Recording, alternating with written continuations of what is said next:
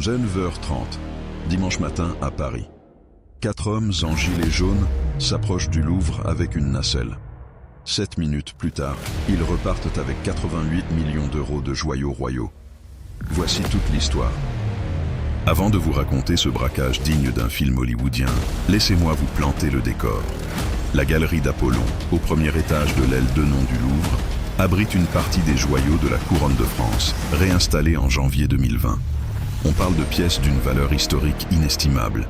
Des diadèmes impériaux, des colliers ayant appartenu aux reines et impératrices de France. Mais voilà le problème.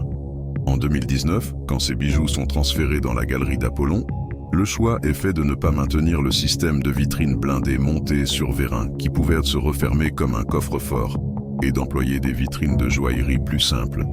Cette décision sera fatale. Le jour J, dimanche 19 octobre 2025.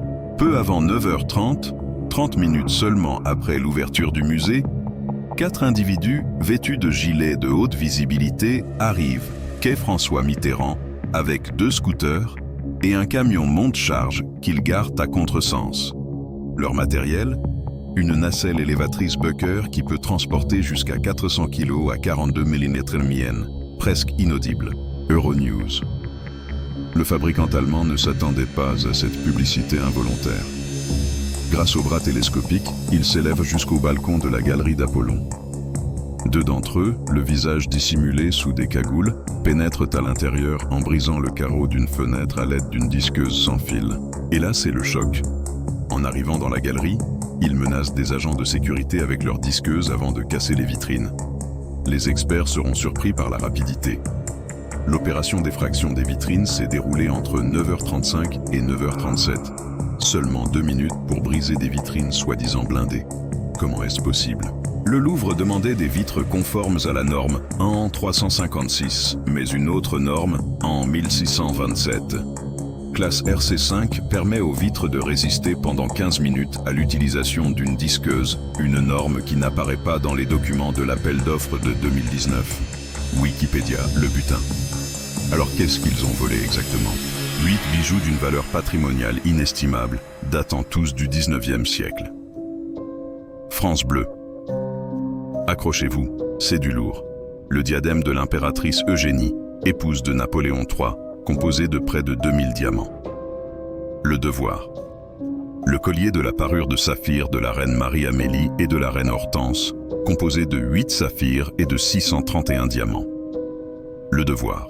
Le collier en émeraude de la parure de Marie-Louise, seconde épouse de Napoléon Ier, qui se compose de 32 émeraudes et de 1138 diamants. Le Devoir.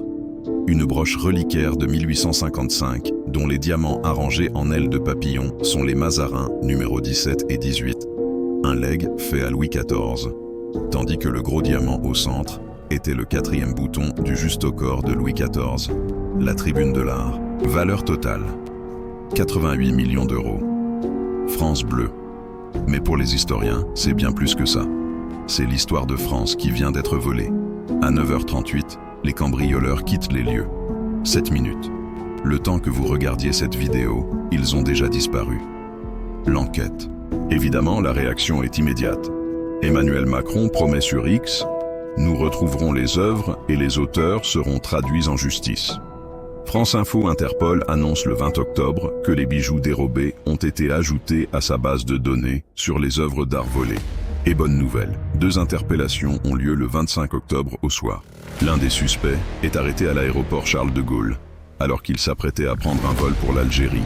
Un second, alors qu'il espérait fuir vers le Mali. Les enquêteurs ont des pistes. Les voleurs ont laissé 150 traces papillaires dans leur fuite. Mais 2 suspects courent toujours. Et surtout, les bijoux restent introuvables. Que vont-ils devenir ?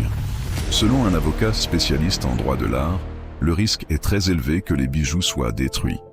Les pierres précieuses ont probablement déjà été desserties et retaillées, et le métal a déjà été fondu. Le Devoir. Pour les experts, tels quels, ces bijoux sont invendables, car ce sont des trésors nationaux répertoriés dans les bases de données culturelles. Les conséquences. Ce vol a déclenché une polémique politique massive sur la sécurité des musées français. Alexandre Portier, président de la Commission des affaires culturelles de l'Assemblée nationale, annonce le lancement d'une commission d'enquête parlementaire sur la protection du patrimoine et la sécurité des musées. Un rapport de la Cour des comptes, révélé après le vol, dénonce des retards considérables et persistants dans la modernisation des équipements de sécurité de certaines zones du Louvre, dont le secteur de Nons où se trouve la galerie d'Apollon. Comment un monte-charge peut-il être installé en plein jour devant le Louvre sans que personne ne réagisse?